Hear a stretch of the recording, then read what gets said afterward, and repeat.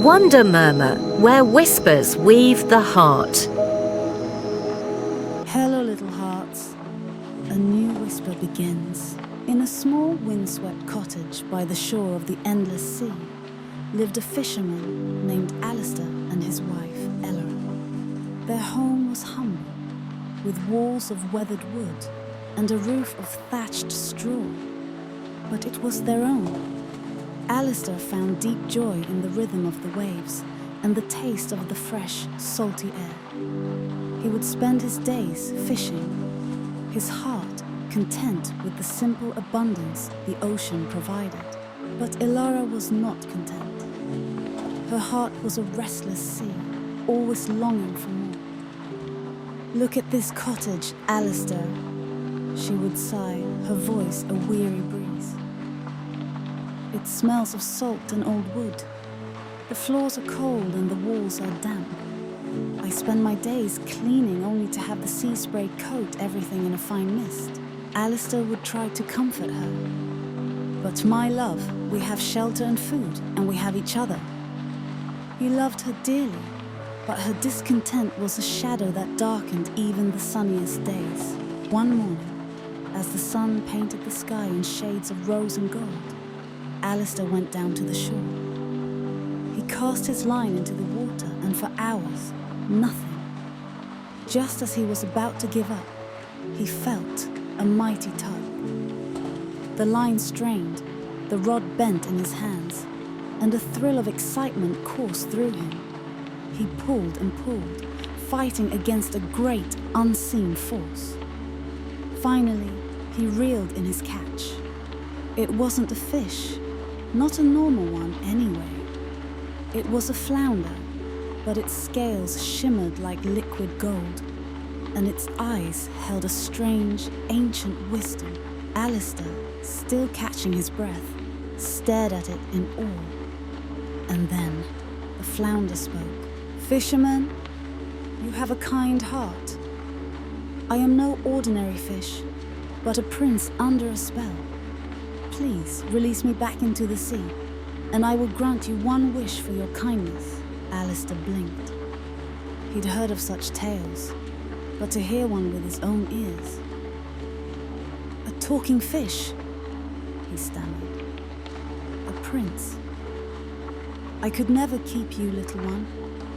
Without a moment's hesitation, he unhooked the flounder and gently placed it back in the water. "Go on, be free. I don't need a wish. Your life is a gift enough." He returned home, breathless with the wonder of it all.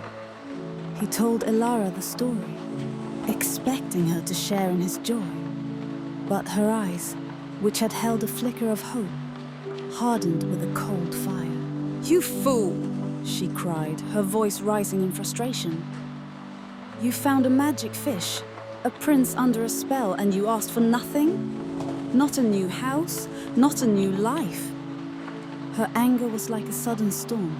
Go back right now and ask for a home. A beautiful home that is clean and bright. Tell the fish that I sent you, for your own heart is too simple to understand." Alistair's heart sank, but seeing his wife's desperation, he couldn't refuse. He returned to the shore, the setting sun painting the sky in fiery hues. He called out to the fish prince, his voice a low, hesitant plea. "Flounder, flounder in the sea, please grant a wish for me. My wife is not happy. She wants a new house, for our cottage is damp and old." The golden flounder's head broke the surface, its eyes shining. "Go home, fisherman. She has her new house." Alistair ran back, his heart a mix of fear and hope. Where their cottage had been, a beautiful brand new house now stood. The walls were painted a soft blue, the windows sparkled, and fresh flowers bloomed in the garden. Elara stood on the porch, a look of triumph on her face. "Look, Alistair, it's perfect, clean, spacious. We can be happy here." But that night, Alistair felt a familiar sadness in the air. Elara tossed and turned, her mind already restless. "Husband," she said at dawn, her voice cold with a new ambition. "This house is too small. I've been thinking. A palace. I want a palace. And I want to be a queen. Go back to the fish." Alistair's heart ached. "But Elara, we have so much now." "Do not question me," she snapped. "Do you want me to be happy or not?" He went back to the shore, his feet heavy, his soul weary. "Flounder, flounder in the sea, please grant a wish for me. My wife is not happy. She wants to be a queen in a great palace." The flounder surfaced, its golden light seeming a little dimmer now. "Go home, fisherman. She is a queen now." Alistair returned to find a magnificent palace towering where their house once stood. Guards in gleaming armor stood at the gates. Inside, Elara sat on a throne of marble and gold, a crown of glittering jewels on her head.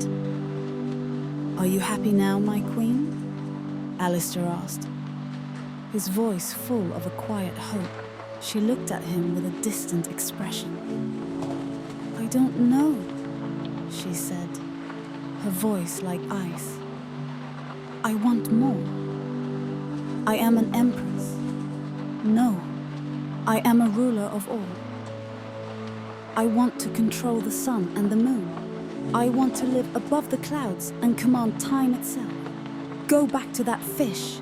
Tell him this is my final wish." Alistair's legs trembled. His love for her was a powerful force, but this was too much. "Elara, my love, you have everything. What is the point of all this power if we can't be together?" But she had already turned her back to him, her eyes fixed on some distant, impossible horizon. He went to the sea for the last time, the sky bruised with angry clouds. He called out to the flounder, his voice raw with despair. "Flounder, flounder in the sea, please, grant a wish for me. My wife wants to rule the sun and the moon. She wants to live above the clouds."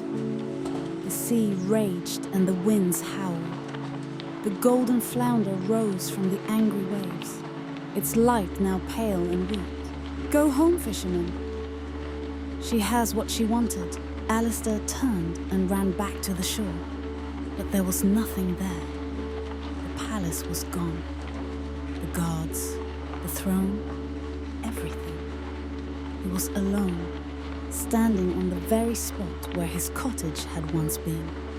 He looked up, and far away, above the roiling clouds, he saw the faint outline of a palace. He had given his wife everything she asked for, and in her endless greed, she had flown so high she was lost to him forever. Tears streamed down his face. He looked at the sea, and for the first time, he spoke to the flounder not for his wife, but for himself. "Flounder, flounder, I did as you asked. I let you go, and I have asked for nothing for myself, only for her happiness. My only wish now is for my wife to be happy with me, and for us to be together." The sea calmed, the clouds parted, the flounder rose from the water, its golden scales shining once more with the brilliance of the sun. "Your heart is the truest gift, Alistair. You understand what your wife did not. Greed gives, but it also takes away. Go home, fisherman. Your wife has learned her lesson. She now has everything she needs to be truly happy." Alistair walked back to the shore, and there, on the grassy bank where their cottage had once stood, was Elara. She was standing in front of their small, humble home, its walls weathered and its roof patched. The old cottage and the simple life they shared was all that remained. She saw him, and her eyes, which had been cold and empty for so long, filled with tears. Alistair, she whispered. I'm so sorry. The power, the palaces, they meant nothing. I had everything I needed right here with you. The palace in the clouds was empty without you. I never truly knew happiness until I lost everything. He ran to her and embraced her.